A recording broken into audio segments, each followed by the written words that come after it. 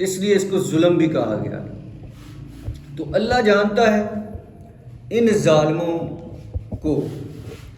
وَلَتَجِدَنَّهُمْ أَحْرَصَ النَّاسِ عَلَىٰ حَيَاةٍ وَمِنَ الَّذِينَ أَشْرَكُوا يَوَدُّ أَحَدُهُمْ لَوْ يُعَمَّرُ أَلْفَ سَنَةٍ وَمَا هُوَ بِمُزَحْزِحِهِ مِنَ الْعَذَابِ أَن يُعَمَّرَ۔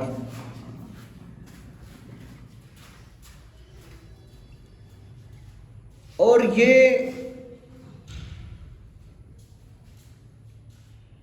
ایک خواہش رکھتے ہیں، اور یہ لوگ جو شرک کرتے ہیں یہ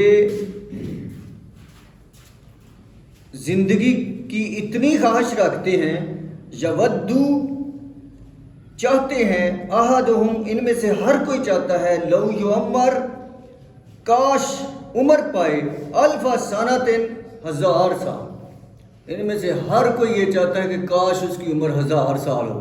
حالانکہ یہ کہہ رہے ہیں جنت میں ہمارے لیے اعلیٰ مقام ہے، تو جو اعلیٰ مقام ہے وہاں پہ جلدی پہنچنا چاہیے، لیکن ان کی حال یہ ہے کہ ان میں سے ہر کوئی چاہتا ہے کہ اس کی 1000 سال عمر ہو جائے۔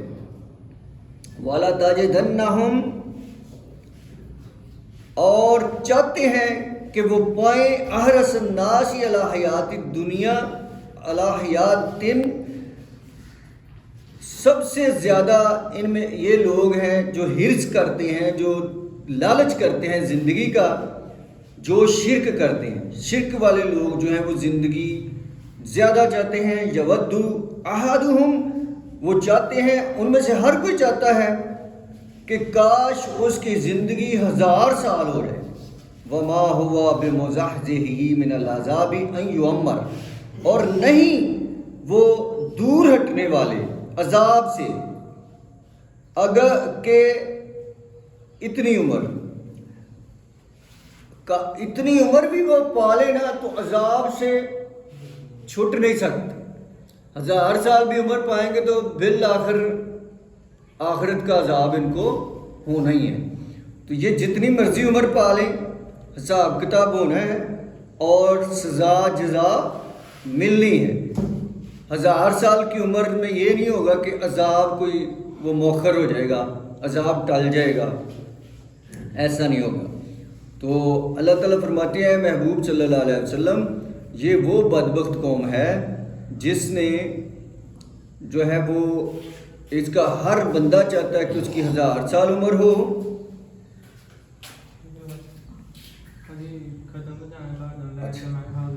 چلو ٹھیک، 1000 سال عمر ہو جائے، لیکن 1000 سال بھی عمر ان کی جو ہے نا، یہ ان کو عذاب سے نہیں بچا پائے گی۔ واللہ بصیر بما یعملون، اور اللہ دیکھنے والا ہے جو یہ کرتے ہیں۔ اللہ تعالیٰ ان کے کرتوت دیکھنے والا۔ اب یہ دیکھیں انہوں نے کیا کیا ہے۔ ابھی آپ کو پتہ ہے کہ یہ بڑی دفعہ ان پر عذاب آئے ہیں، اس قوم کے اوپر۔ وعلیکم السلام۔ ان پر عذاب بھی بڑے آئے ہیں اور ان پر انعام بھی بڑے ہوئے ہیں، لیکن یہ قوم سمجھی نہیں ہے۔ یہ ابھی تقریباً 1 صدی پہلے ہٹلر کی شکل میں ان پہ عذاب آیا تھا۔ ہٹلر جو ہے نا، یہ جرمن کے جو ہے نا، یہ ہٹلر جرمن کا تھا، تو اس نے 1933 میں کافی طاقت تھی اس کے پاس، تقریباً یورپ اس کے کنٹرول میں تھا۔ تو اس نے جو ہے وہ پتہ نہیں کیا جنونیت ہوئی اس کو، آج تک دنیا کو سمجھ نہیں آئی کہ یہ نہ تو کوئی اتنا مذہبی جنونی تھا کہ مذہب کی وجہ سے مار دیے، نہ کوئی اور سمجھ آتی ہے، پاگل ہی کہا جاتا ہے۔ اس نے یہودیوں کو جو ہے وہ چن چن کے قتل کیا، اللہ کی طرف سے ان پہ عذاب آنا۔ اور وہ کہتا بھی ہے، وہ کہتا ہے زندگی میں کتنے ایسے موقع آئے کہ میں موت کے منہ سے بچا ہوں۔ دوسری جنگ عظیم میں، یعنی پہلی جنگ عظیم میں جو 1914 سے 1918 تک ہوئی ہے، اس میں یہ ہٹلر جو ہے نا، ہٹلر ایک معمولی سا سپاہی تھا، ایک کانسٹیبل تھا، بلکہ یہ تو فوج میں جانا ہی نہیں چاہتا تھا. یہ اس کی ہسٹری پڑھے نا، یہ بھاگ گیا تھا. جرمن کا رول تھا کہ ہر بندے کو فوج میں جانا پڑتا تھا کچھ دیر کے لیے. تو چونکہ اس کو بھی جانا، یہ مصور تھا، تصویریں بناتا، تو یہ جو ہے نا یہ بھاگ گیا تھا. ہاں بھاگ گیا تھا تو میونخ وغیرہ میں چلا گیا تھا. اس کو پولیس نے جیسے یہاں پہ جو بھاگتے نا فوج سے پھر پکڑ لیتے ہیں، پولیس نے وہاں سے پکڑ کے تو اس کو جو ہے نا جیل میں بند کیا تھا. انہوں نے کہا یا جیل میں رہنا ہے یا فوج میں آئے. پھر اس نے کہا چلو جیل سے نکالو فوج میں جائے. فوج میں چلا گیا اس طرح سے، اور پھر دیکھے فوج میں اس نے بہت بڑا نام کمایا. اور یہ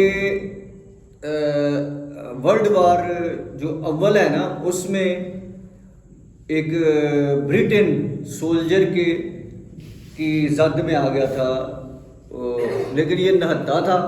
اس کا کام فوج میں کیا دیا ہوا تھا انہوں نے کہ یہ چٹھی شٹھی ایک جگہ سے دوسری جگہ لے جائے، لڑتا نہیں تھا. ہاں ہٹلر کاسد سمجھ. تو یہ نا وار کے اندر کہیں زخمی ہو کے پڑا ہوا تھا، گرا ہوا تھا. تو ایک وہ انگریز فوجی تھا، تو اس نے جو ہے نا اس کو دیکھا تو وہ اس کو گولی مار شوٹ کرنے لگا. تو اس کی آنکھوں میں اس نے دیکھا تو اس نے کہا کہ یہ کوئی مجبوری پریشان تھا، اس کے پاس کچھ نہیں. اس کو ترس آ گیا، اس نے اسے چھوڑ دیا. تو پھر یہ چونکہ پینٹر تھا، اس نے وہ تصویر بنائی. وہ اس کو پسٹل لے کے ایسے کھڑا ہے. پینٹر جو ہوتا ہے نا وہ ایک دفعہ دیکھ لے چیز بنا لیتا. تو ایسے وہ کھڑا ہے اور یہ آگے پڑا، اس نے تصویر بنائی. وہ بعد میں وہ افسر تھا برٹن آرمی کا، تو اس نے بعد میں فوٹو دیکھی نا جب یہ بن گیا ہوا تھا. اس نے کہا یہ تو میں ہوں جو میرے سامنے یہ تھا. تو اس نے پھر پتہ چلا کہ اس وقت یہ میری گولی کی زد میں تھا. آج ہمیں اس نے مصیبت ڈالی ہوئی. اس وقت مار دیتا تو اچھا تھا، اس وقت نہیں اس نے مارا.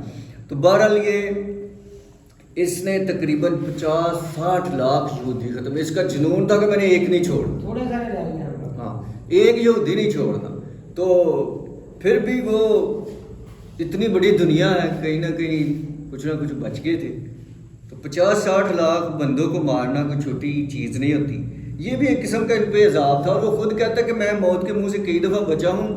مجھے یقین ہے کہ اللہ نے مجھے کسی خاص کام کے لیے بچا کے رکھا ہوا ہے، مجھے مارے گا نہیں. وہ کہتا بھی ہے. تو شاید اس کی بات سچ ہو کہ اللہ نے اسی لیے رکھا ہو کہ ان پہ عذاب بن کے اس نے ٹوٹنا تھا. تو وہ خود بھی تباہ ہونا تھا، جہنم لینی تھی، اور ان کا بھی جو ہے سزا ہونی تھی. تو بہرحال اس نے یہ ختم کیے تھے. پھر یہ جو دوسری جنگ عظیم میں برطانیہ نے جب جیت لی جنگ، جرمنی سے ہار گیا جرمنی، تو پھر وہیں پہ وہ ترکی کے بھی ٹکڑے ہوئے. ترکی کیونکہ جرمن کے ساتھ تھا تو ان کو بھی شکست ہوئی. اور اس نے پھر یہودیوں کو جو ہے نا وہ بسایا. یہودیوں کو اس نے کہا کہ ایک جگہ فلسطین کے اندر جا کے انہوں نے وہ ان کو بسایا اور ان کی طاقت پھر بنائی. تو اس طرح سے پھر اس نے دنیا کو مصیبت اب ڈالی ہوئی ہے. تو صرف ایک ہی ملک ہے یہودیوں کا جو اسرائیل ہے. تو آپ کو پتہ ہے آج کل وہ وہاں جنگ لگی ہوئی ہے اور وہ بہت زیادہ ظلم جو ہے وہ فلسطینیوں کے اوپر کر رہا ہے، کیونکہ آج کی وہ سپر پاور بن چکا ہے. برطانیہ امریکہ کے اوپر اس کا کنٹرول ہے، اور سائنسی معاشی لحاظ سے بہت بڑی پاور ہے. اگرچہ اس کے پاس انفرادی پاور نہیں ہے، لیکن اب انفرادی جنگ لڑنے کا دور ہی نہیں ہے. تو اس کے پاس مشینیں اور جدید اسلحہ، اور اس لحاظ سے وہ فلسطین کے اوپر ظلم کر رہا ہے.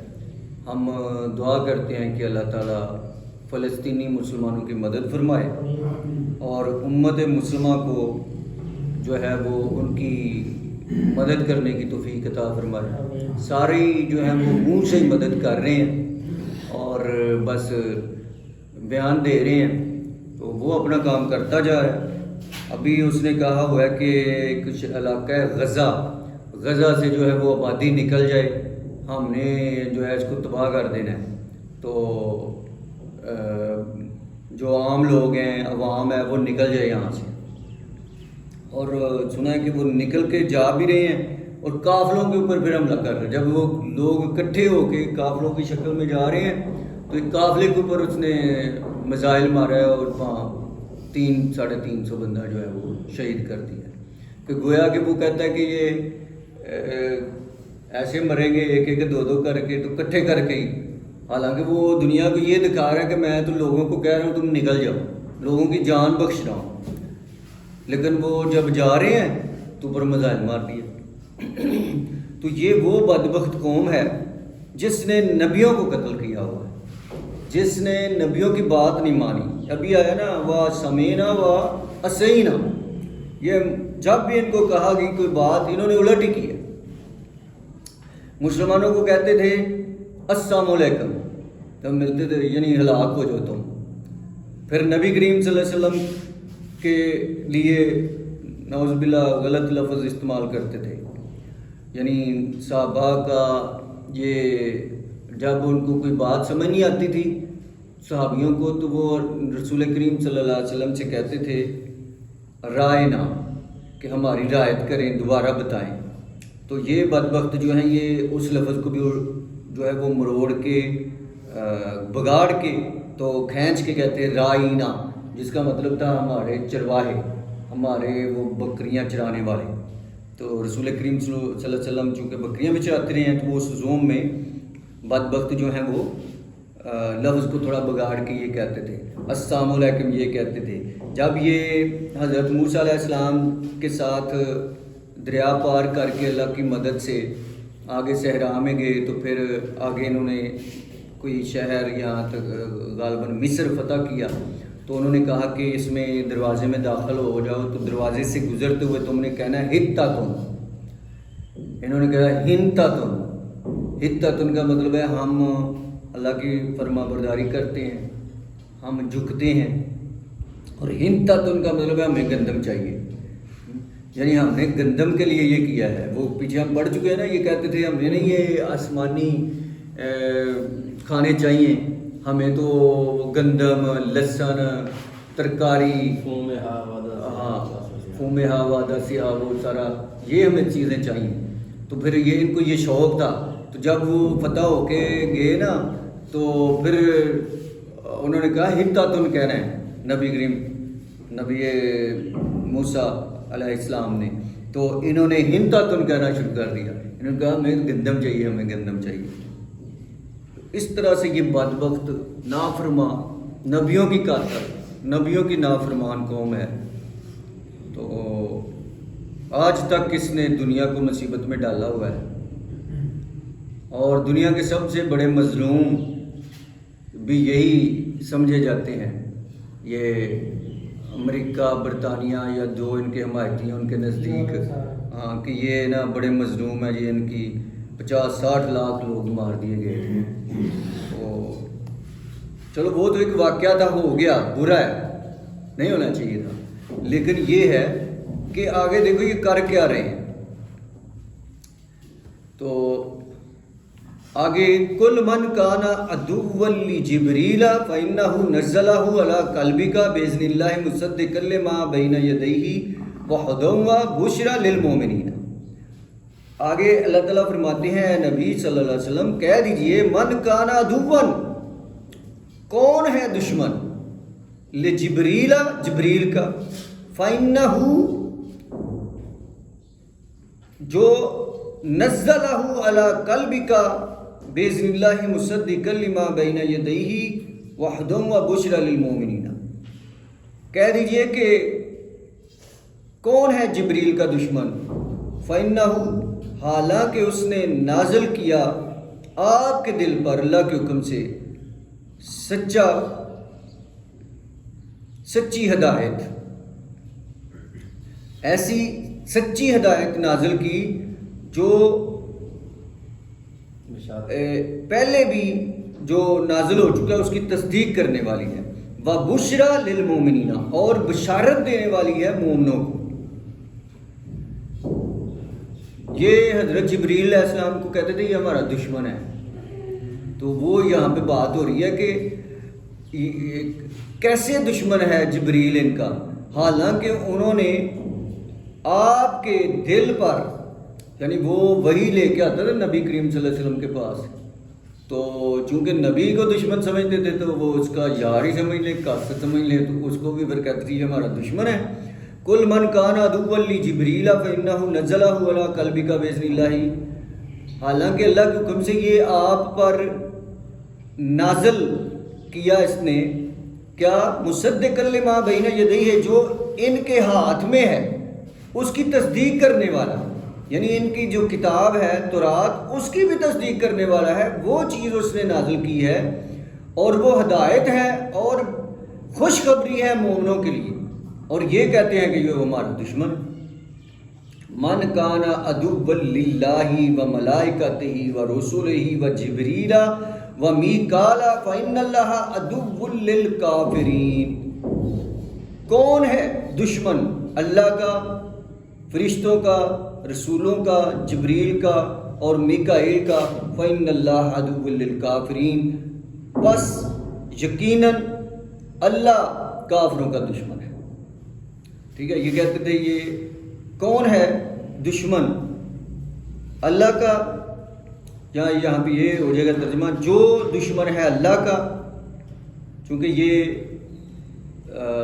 اس کے فرشتوں اور نبیوں کا انکار کرتے تھے تو اللہ کا بھی پھر انکار ہو جاتا ہے.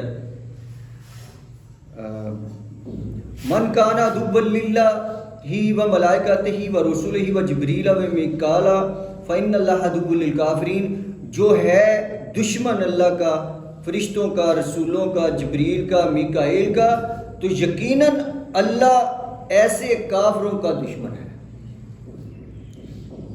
وَلَقَدْ أَنزَلْنَا إِلَيْكَ آيَاتٍ بَيِّنَاتٍ وَمَا يَكْفُرُ بِهَا إِلَّا الْفَاسِقُونَ، اور بے شک ہم نے نازل کیا آپ کی طرف واضح نشانیاں، اور بے شک ہم نے آپ کی طرف کھلی نشانیاں نازل کی.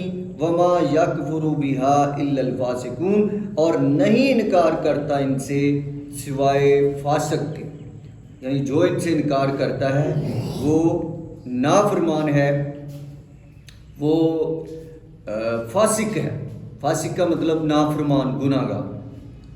تو ہم نے جو آپ پر نشانیاں، واضح نشانیاں، یعنی آپ کو جو معجزے دیے گئے، جو آپ کو یہ قرآن کی شکل میں سچی باتیں، جو سورج کی طرح نظر آنے والی روشن چیزیں ہیں، یہاں تک کہ کافر بھی جو ہے وہ مانتے تھے، اور یہ یہودی خود مانتے تھے کہ واقعی بات تو سچی ہے، لیکن دل کے بغض اور اپنی ضد کی وجہ سے نہیں مانتے تھے. تو اللہ تعالیٰ فرماتے ہیں کہ جس نے اس سے انکار کیا وہ اور کوئی نہیں ہے کرے گا انکار، صرف فاسق یعنی نافرمان، گناہ گار یعنی کافر. تو جس نے ان نشانیوں سے انکار کیا